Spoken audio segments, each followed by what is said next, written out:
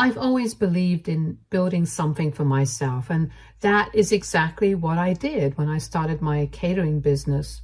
What began as a modest food truck back in my college days gradually evolved into a full-service catering company, now employing over 50 people and servicing high-end events all across the greater Chicago area. I've worked hard to get here, sleepless nights, sacrifices, and relentless determination. It took me nearly a decade, but I've built something I'm proud of. This background is important to understand what happened last weekend at my younger brother Mark's wedding, which turned into an absolute disaster. To give some context, I haven't been on speaking terms with my family for nearly 6 years. My mom passed away when I was 14, and my dad remarried within a year to Jenny, my now stepmother. Jenny made it clear from day one that she wanted no reminder of my mother. My father, eager to move on, allowed her to push my mother's memory out of our lives, which created a lot of tension between us. My younger brother, Mark, who was only 10 at the time, became very close to Jenny, but I struggled to accept her sudden, controlling presence in our home. The distance between my father and me started then. The real breaking point came during my college years. While I was juggling multiple part-time jobs to pay for school, my father refused to offer me any financial help, claiming I needed to learn responsibility. Meanwhile, he was fully funding Mark's education at an expensive private university. The difference in how we were treated was impossible to ignore. Jenny, who had a condescending attitude towards me, never missed an opportunity to belittle my efforts. While I was trying to build my catering business, she often referred to it as playing with a food truck, while praising Mark's real career in finance. After college, I rarely contacted them. I would show up for holidays, but that was about it. The final straw came 6 years ago when I learned that my father and Jenny had sold our childhood home without informing me. I only found out after they had moved into a new place, and by then all of my mother's remaining belongings, things I had wanted to keep, were gone. When I confronted my father about this, he told me I was being overly emotional and needed to move on with my life. That was the moment I decided to go no contact. Fast forward to last month. I unexpectedly received a formal invitation to Mark's wedding. Along with the invite was a handwritten note from him saying that he missed me and wanted to repair our relationship. After a lot of thought, I decided to give it a chance. Despite our family history, I figured it was worth attending. I even offered to provide the catering for the wedding at a significant discount as a gesture of goodwill. But Mark politely declined, saying they had already booked another company. I was a little hurt, but I shrugged it off. The wedding was held at a beautiful venue in Lake Forest, and I arrived cautiously optimistic. Mark seemed genuinely happy to see me, which was a relief. But Jenny's attitude hadn't changed. The moment she saw me, she made snide comments about my appearance and my catering business. I brushed it off and tried to enjoy the ceremony, which was undeniably beautiful. However, the family seating arrangement was telling. I was placed at a table far from my immediate family, alongside distant cousins I barely knew, which felt like a subtle reminder that I was still an outsider. Things took a nosedive during the reception.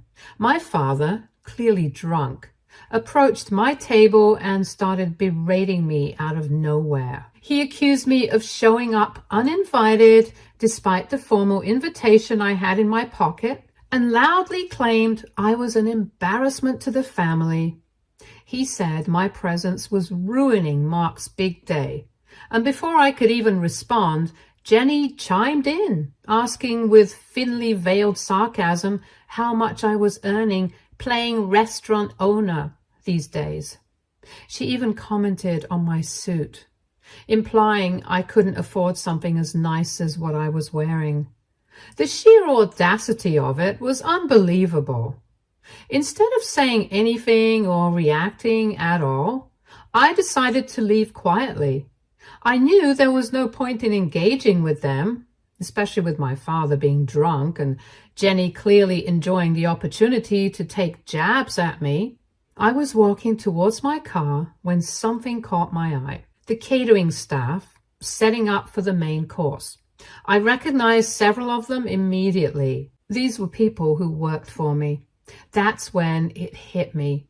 The catering company my business partner had hired for the wedding had recently been acquired by my company.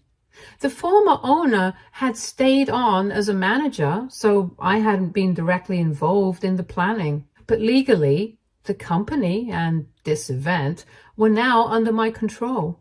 I called my operations manager just to confirm what I was already suspecting.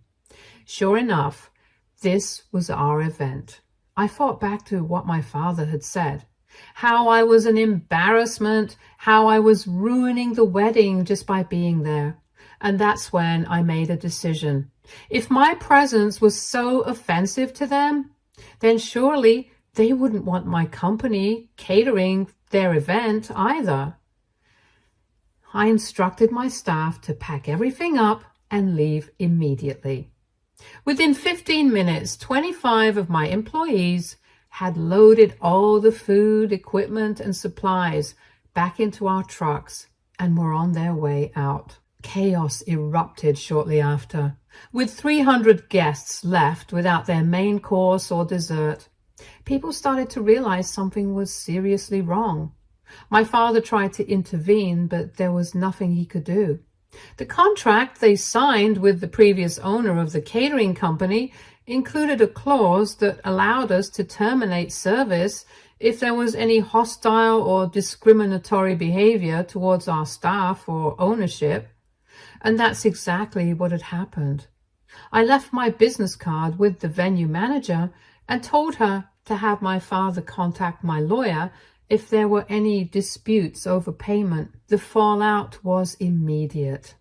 By the next morning, my phone was blowing up with messages from family members accusing me of being selfish and petty. Mark sent me a long text saying I had ruined his wedding and proved Jenny right about me all along. My father, unsurprisingly, threatened to sue me for breach of contract.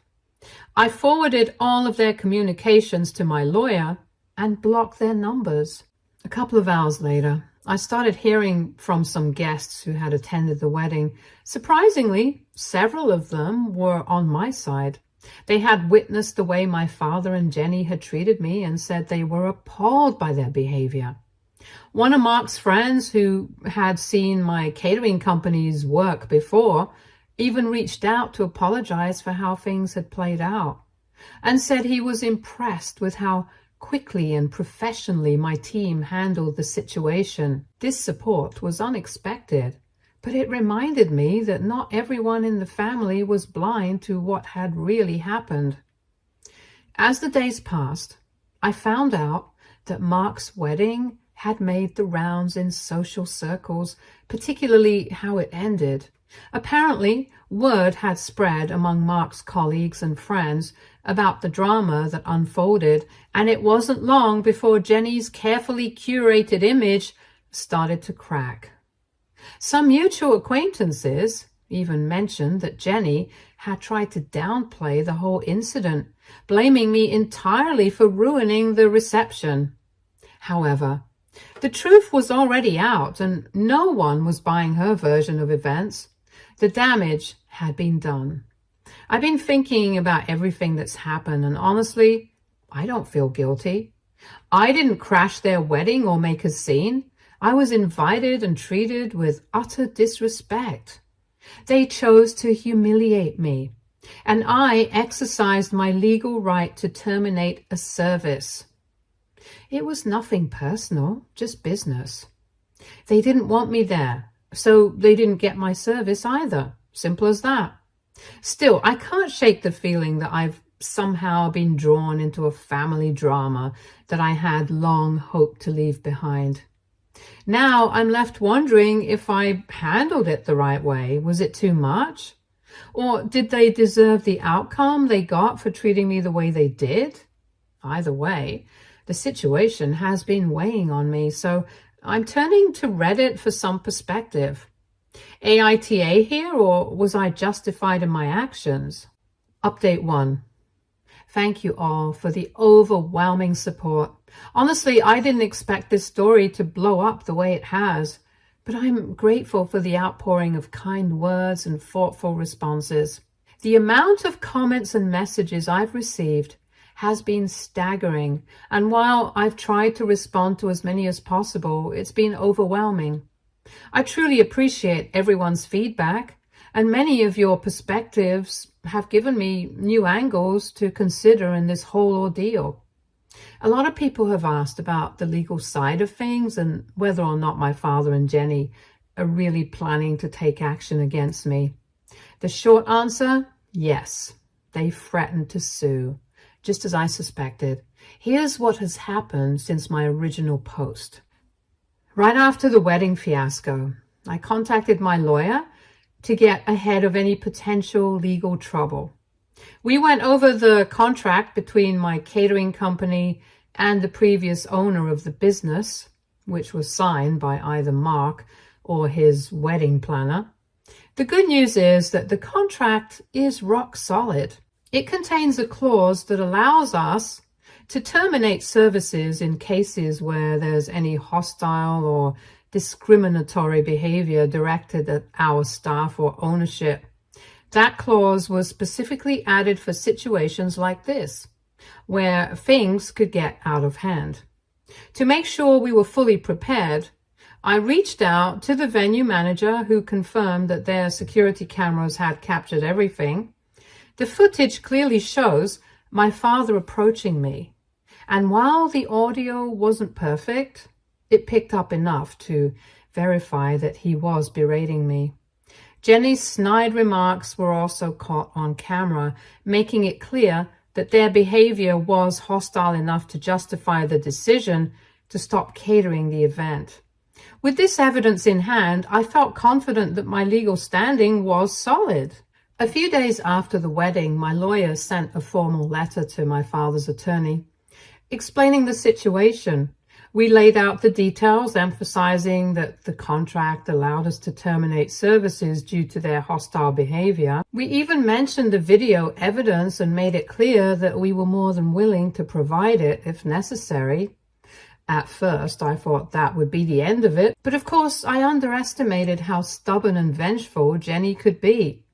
Yesterday, my father's lawyer sent a response, demanding a full refund for the catering. They also threatened to sue for damages, claiming that by pulling the catering, I had ruined the wedding and caused irreparable harm. They were seeking compensation not only for the catering, but also for the disruption it caused to the entire event. Naturally, I wasn't about to cave into their demands. I wasn't going to pay them anything, especially since they were the ones who had created this mess in the first place. After discussing things with my lawyer, we decided to offer a counter-proposal. We're willing to refund 50% of the deposit, but only under 2 conditions. First, they have to sign a non-disclosure agreement, NDA, which means they can't talk about this situation publicly or leave negative reviews online. Second, they have to sign a release of claims, which would prevent them from pursuing any further legal action against me or my company. We've sent the offer, and now we're just waiting for their response. Despite all this legal wrangling, Jenny has already tried to cause problems.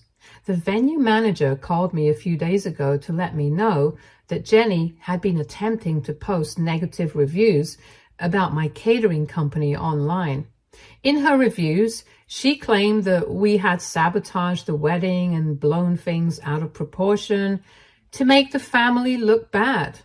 Thankfully, the venue manager was able to block her attempts, but it's still frustrating to deal with. My legal team is keeping a close eye on the situation, and if Jenny continues to spread false information, we'll treat it as defamation and escalate accordingly. Interestingly enough, the chaos of the wedding has led to some unexpected positives for my business. Several wedding guests have since reached out to compliment how my staff handled the situation and even expressed interest in hiring us for their own events. Some of them told me they were impressed by how quickly and professionally my team packed up and left. It's strange to think that a disaster like this could lead to new business opportunities, but that seems to be the silver lining in all this. As for my brother Mark, he still hasn't contacted me directly, but he did send a message through one of our mutual cousins. In the message, Mark admitted that he felt guilty for not standing up for me during the wedding. He said that he didn't want to cause problems with our father and Jenny, which is why he stayed silent when things got ugly. He apologized and asked if we could meet to talk things over. I have mixed feelings about this. Part of me wants to give him a chance to explain, but another part of me feels like it's too late for that. For now, I'm going to hold off on any meetings until the legal situation is fully resolved.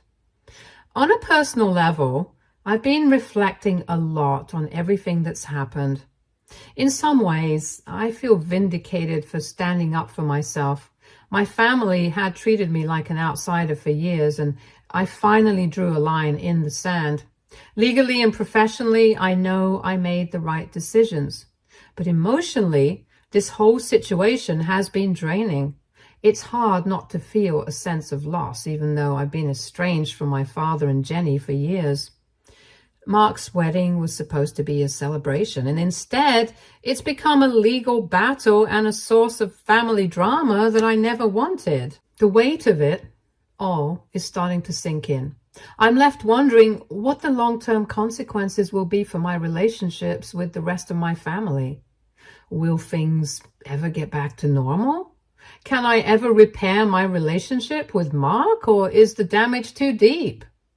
I don't have answers to those questions yet, and it's going to take some time to figure it all out. For now, I'm focused on seeing how my father and Jenny respond to our offer. If they agree to the NDA and the release of claims, maybe we can all move on from this mess. If they refuse and decide to push forward with legal action, I'm prepared to defend myself and my company. No matter what happens, I'll make sure to update you all. Again, thank you for all your support and encouragement. It means a lot to me, especially during this chaotic and stressful time. Update 2. Since my last update, things have only gotten messier, but at least the legal side is now behind me. Before diving into that, let me backtrack a little to fill you in on something I recently learned. One of my business associates who had a working relationship with the wedding planner hired by Mark and Jenny gave me some additional insights into what went down before the wedding. Apparently, the chaos didn't just start with my arrival. It had been brewing for weeks. According to my associate, Jenny had been a nightmare to deal with from the beginning. She insisted on making several last-minute changes to the flower arrangements despite having already signed off on them. Not only that, but she went back and forth with the event planner over almost every detail. The wedding cake design was altered at least 3 times because Jenny couldn't make up her mind.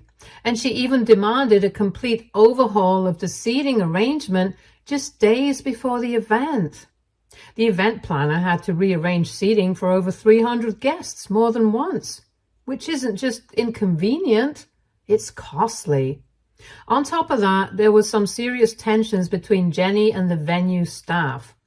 Jenny apparently made several condescending remarks about their level of professionalism, complaining that they weren't up to the standard she expected for such an upscale wedding. This was ironic considering the staff was some of the best in the business and the venue was known for its top-notch service. Jenny also tried to get the band to play a different set list at the last minute, even though Mark and his fiancée had personally chosen all the songs months in advance. It was one of those classic situations where Jenny had her hands in everything, making the planning process a nightmare for everyone involved. My associate told me that there were some moments leading up to the wedding where it looked like the event planner was on the verge of quitting because of Jenny's constant meddling and impossible demands. But being the professional she is, the planner stuck it out despite the emotional toll Jenny's behavior was taking on the entire team. When my associate told me this, I couldn't help but feel a little vindicated. The stress and confusion I'd felt at the wedding reception were clearly just the tip of the iceberg compared to what the vendors had been dealing with in the weeks leading up to it. Now, back to the legal matters. Yesterday, my father's lawyer finally contacted us, and they've agreed to accept our settlement offer. After what I assume was a long discussion between my father, Jenny, and their legal team, they decided to take the partial refund and signed the non-disclosure agreement, NDA. This morning, they signed all the necessary documents and we processed a refund, 50% of their deposit, minus the costs already incurred for the food, staff, and travel. With that, the legal dispute has been resolved. The lawyer's letter was formal and they didn't bother to include any sort of apology or acknowledgement of what really happened, but I wasn't expecting one. The important thing is that they agreed to the settlement and I won't have to worry about any further legal repercussions from them. However, while the legal matter may be over, the personal fallout is still ongoing and it's only getting worse.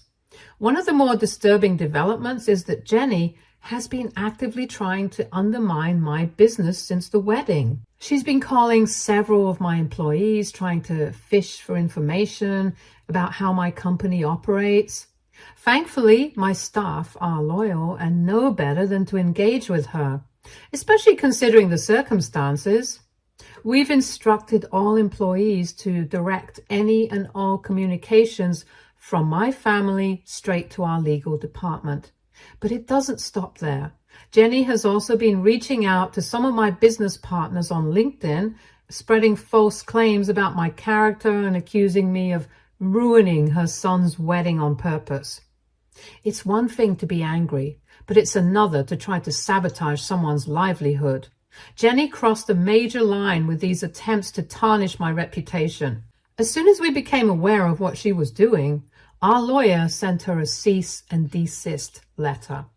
We're taking this seriously because at this point, her actions are bordering on defamation. My legal team is ready to escalate if necessary, but I'm hoping the cease and desist will be enough to make her back off. Still, I wouldn't put it past Jenny to keep pushing, given her history of crossing boundaries. But perhaps the most surprising development came from my brother, Mark. I hadn't expected much from him after the wedding, but it seems the fallout from the incident has hit his own marriage as well. From what I've gathered through mutual acquaintances and a few cousins, Mark and his new wife have already had their first major fight over what happened at the wedding. Apparently, she was horrified by the way our father and Jenny treated me, and she confronted Mark about it after the wedding. She told Mark in no uncertain terms that he should have stood up for me, and that allowing his father and stepmother to humiliate me was unacceptable. According to what I've heard, she feels strongly that Mark needs to grow a spine and stand up to our father and Jenny. This led to a significant argument between them to the point where they postponed their honeymoon to work through some of those issues. I don't know much more than that, but it's clear that my brother is being forced to face the reality of the situation. And that includes re-examining his relationship with our father and Jenny. I can't help but feel a strange mix of emotions about this. On one hand, it's a relief to know that someone else saw what happened for what it truly was. It's validating to hear that Mark's wife was just as appalled as I was by our father's and Jenny's behavior. But on the other hand, I feel bad for Mark. He's in a tough spot. And while I'm angry with him for not standing up for me, I know he's been under a lot of pressure from our family for years. It's not an excuse, but it's still a difficult position to be in, especially now that he's newly married and trying to navigate this mess. As for me, I'm focusing on moving forward.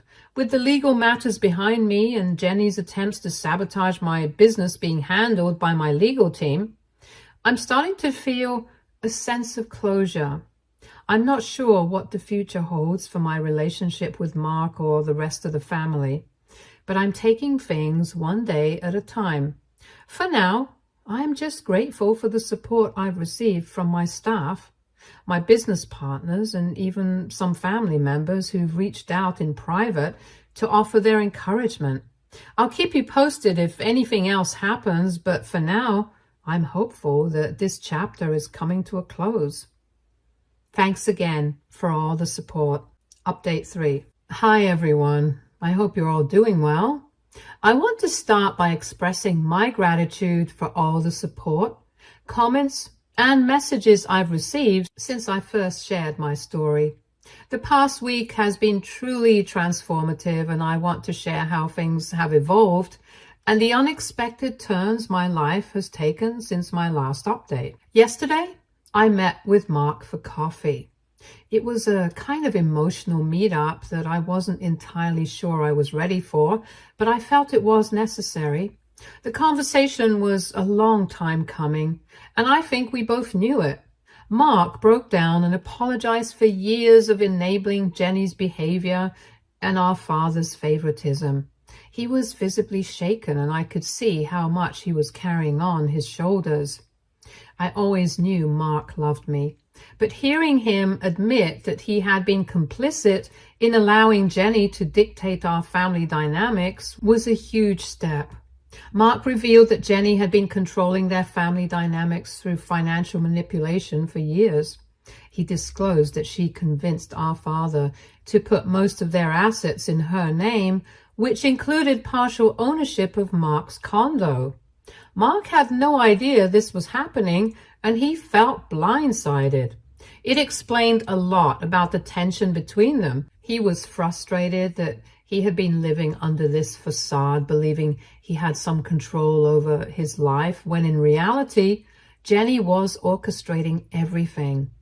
Now that he's aware of it, he's working with a financial advisor to regain his independence.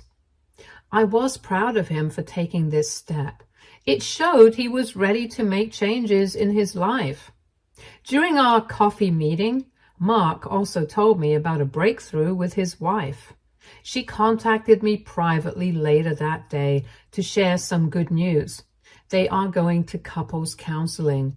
It seems Mark is finally finding his voice and standing up to Jenny in a way he never did before. They are actively looking for a new condo, one that will be solely in their names, not tied to Jenny in any way. This was a huge relief to hear. It sounds like they're setting boundaries and taking back control over their lives, which is a journey I hope continues for both of them. Additionally, Mark's wife mentioned that they're planning a small vow renewal ceremony in a few months.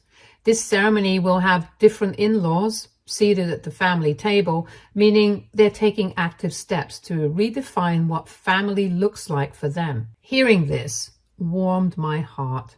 It seems they are committed to building a new family narrative that doesn't include the toxicity that Jenny and my father have brought into our lives. As for Jenny and my father, they've surprisingly gone quiet since signing the NDA. Through some mutual acquaintances, I've learned that they are facing social consequences in their country club circle. Apparently, they had been telling a very different version of our family story to their friends, painting me as the villain. Now, it seems that people are starting to question their narrative, and the consequences of their actions are catching up to them. It's strange to think that the social standing they valued so much is now in jeopardy because of their own behavior. The entire experience has taught me a lot about the importance of setting boundaries with toxic family members. Sometimes the hardest decisions, like maintaining those boundaries or standing up for your principles, are the right ones, even when they cause short-term chaos. I've come to realize that standing firm in my truth, despite the backlash, has led to unexpected growth and healing in other relationships.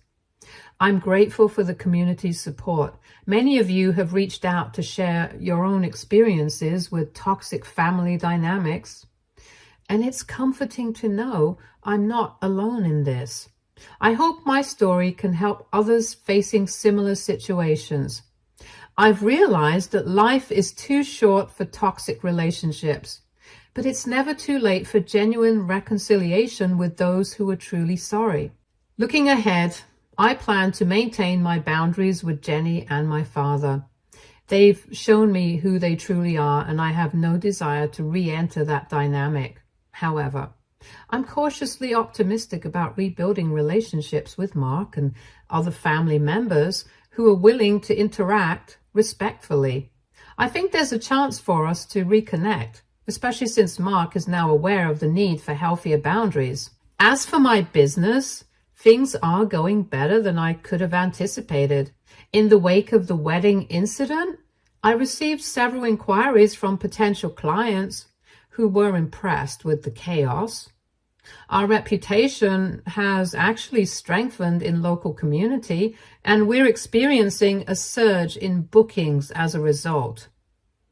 It feels rewarding to know that my hard work over the years is paying off, and that I'm being recognized for the dedication I've put into my company.